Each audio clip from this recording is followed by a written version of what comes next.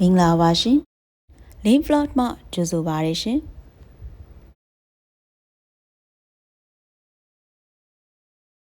ဒီနေ့မှာတော့မကြာခင်ကာလမှာကြာရောက်တော့မယ်ဗမာအတာတကြံကာလအတွင်းမှာဇဒုတီတာအဖြစ်ကျွေးမွေးလူဒန်းနေရှိရဲ့ကျမတို့ရဲ့ဗမာရိုးရာအစားအစာတစ်မျိုးဖြစ်တဲ့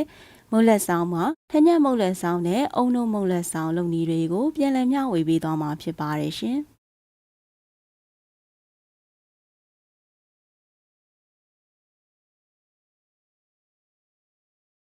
မုံလက်ဆောင်လုပ်ဖို့အတွက်စံမှုန့်250 ml ရှိတဲ့ခွက်တစ်ခွက်ကိုအသုံးပြုပါမယ်။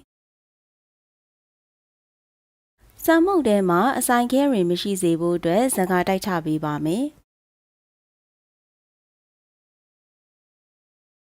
တာပီယိုကာဖလာလို့ခေါ်တဲ့ပလောပီနတ်အမှုန့်ထမင်းစားစွန်းနဲ့၄စွန်းလောက်အသုံးပြုပါမယ်။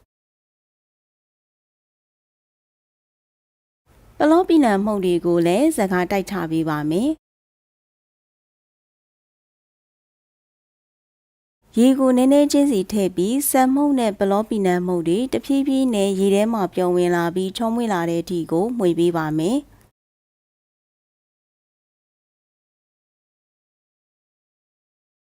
ရေစုစုပေါင်း650မီလီလီတာလောက်အသုံးပြုထားပါတယ်။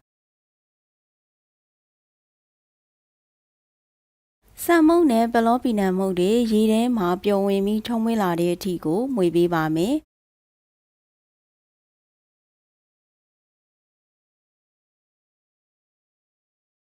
မုံလက်ဆောင်လုပ်ဖို့အတွက်မုံနစ်ရေကိုကြိုပါမယ်။မုံနစ်ရေတွေပြစ်လာတဲ့အထိကိုမီးအေးအေးနဲ့ကြိုပေးပါမယ်။မုံနစ်ရေကလည်းအနေထိုင်တတ်တဲ့အတွက်ကြောင့်အဆက်မပြတ်မှွေနေပေးဖို့လိုအပ်ပါတယ်။မုတ်သားတွေကကြည်ပြီးပြစ်လာပြီးဆိုရင်ရပါပြီ။မုံလက်ဆောင်ဖက်ထည့်ဖို့အတွက်ရေခဲရေကိုအသင့်ပြင်ထားပေးပါမယ်။မုံလက်ဆောင်ဖက်ကိုကျမမှာရှိတဲ့ကိရိယာပစ္စည်းနဲ့ပဲအဆင်ပြေသလိုလုပ်မှာဖြစ်ပါတယ်။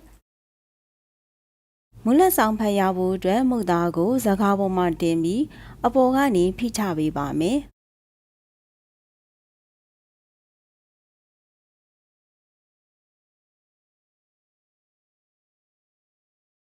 ပူနေတဲ့မုတ်သားတွေကိုရေခဲရေထဲမှာစိမ်လိုက်ခြင်းအပြင်မုတ်သားရဲ့တင်းရင်မှုကိုရစေပါတယ်။အခုဆိုရင်တော့မုံလက်ဆောင်ဖက်အဖြူရပါပြီရှင်။မုံလက်ဆောင်ဖက်အဖြူကိုထညက်ရည်နဲ့အညာထညက်မုံလက်ဆောင်ကိုလှုပ်ဆောင်မှာဖြစ်ပါတယ်ရှင်။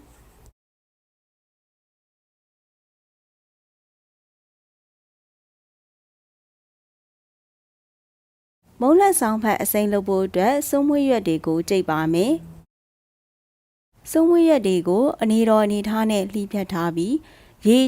650မီလီလီတာထည့်ပြီးစိုးမွေးရွက်တွေကြည်လာတဲ့အထိကြိတ်ထားပေးပါမယ်။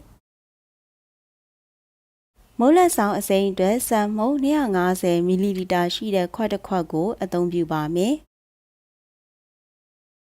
ပလောပီနတ်မှုန့်ထမင်းစားစွန်းနဲ့၄စွန်းအသုံးပြုပါမယ်။စံမှုန့်နဲ့ပလောပီနတ်မှုန့်တွေမှာအဆိုင်ခဲတွေမရှိစေဖို့အတွက်ဇကားတိုက်ချပေးပါမယ်။ဇကားတိုက်ချထားတဲ့စံမှုန့်နဲ့ပလောပီနတ်မှုန့်တွေကိုခဏကကြိတ်ထားတဲ့စုံမွေးရွက်ရည်ကိုထည့်ပြီးတဖြည်းဖြည်းချင်းစီပျော်ဝင်လာတဲ့အထိဝေတန်နဲ့မှွေပေးပါမယ်။စံမှုန့်နဲ့ပလောပီနတ်မှုန့်တွေစုံမွေးရွက်ရည်ထဲမှာပျော်ဝင်လာပြီးဆိုရင်ကြိုပါမယ်။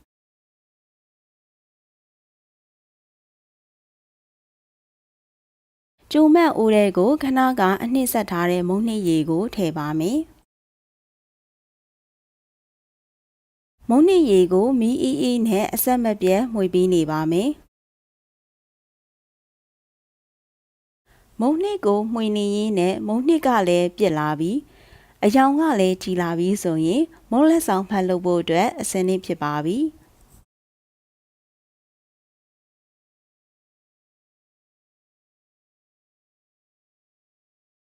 မုံလက်ဆောင်ဖက်လုပ်ဖို့အတွက်ရေခဲရည်ကိုပြင်ဆင်ထားပေးပါမယ် မုတ်သားတွေကိုစကားပေါ်မှာတင်ပြီးဇွန်းနဲ့အပေါ်ကနေအသားလေးဖိချပေးပါမယ်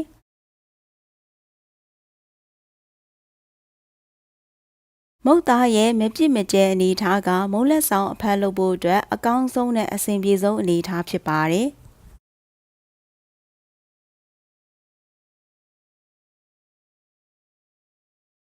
အိုးထဲမှာရှိနေတဲ့မုတ်သားတွေကအိုးရဲ့အပူရှိန်နဲ့အနည်းငယ်ပြစ်လာတဲ့အတွက်ကြောင့်မုံလက်ဆောင်အဖက်ကိုခက်သွက်သွက်လေးလုပ်ပေးဖို့လိုအပ်ပါလိမ့်မယ်။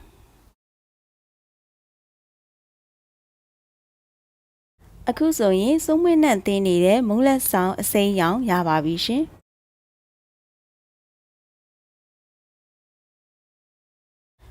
အုံနိုးမုံလက်ဆောင်လုပ်ဖို့အတွက်မုံလက်ဆောင်အစိမ်းရောင်နဲ့ထညက်မုံလက်ဆောင်လုပ်ဖို့အတွက်မုံလက်ဆောင်အဖြူရောင်တို့ရပါပြီရှင်။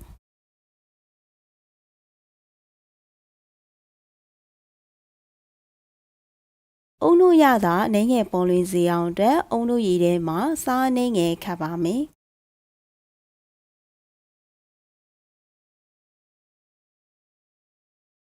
မုံလက်ဆောင်အတွက်ပွဲပြင်ပါမယ်။ပွဲပြင်မဲ့ဖန်ခွက်ထဲမှာရေခဲတုံးကိုအရင်ဆုံးထည့်ပါမယ်။မုံလက်ဆောင်ဖက်ကိုထည့်ပါမယ်။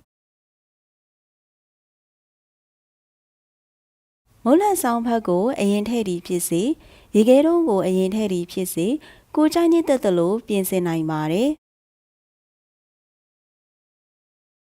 ထညက်မုံလက်ဆောင်တက်မုံလက်ဆောင်အဖြူထည့်ထားတဲ့ခွက်ထဲမှာထညက်ရည်ကြဲကြဲကိုထည့်ပါမယ်။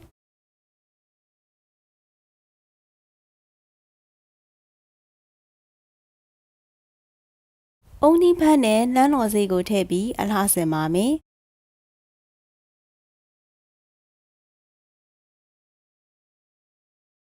အနည်းငယ်ပိုအေးအောင်အတွက်ရေခဲတုံးတုံးကိုထည့်ပါမယ်။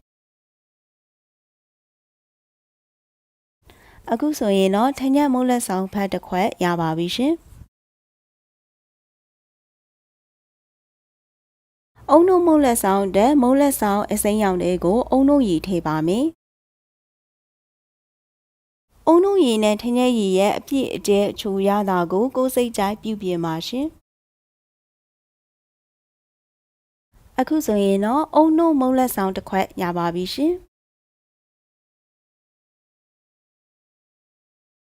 အခုလိုပူပြင်း၆သွေးလှတဲ့နွေရာသီမှာစားသုံးလေးရှိပြီးတကြံရာသီစာအဖြစ်ဇဒုတီတာလှူဒန်းကျွေးမှုလေးရှိတဲ့မြမရိုးရာအစားအစာတစ်မျိုးဖြစ်တဲ့မုံလက်ဆောင်ကိုအေးအေးလေးနဲ့သုံးဆောင်မှုအတွက်အဆင်သင့်ဖြစ်ပါပြီရှင်။မကြခင်ကာလမှာကြာရောက်တော့မယ်ကျမတို့ရဲ့ဗမာနှစ်ကူးနှစ်သစ်မှာမိတ်ဆွေများအားလုံးရေလိုအေးလို့ပန်းလိုလန်းဆန်းကြပါစေလို့လင်းဗီလော့မှဆုတောင်းမေတ္တာပို့သအပ်ပါတယ်ရှင်။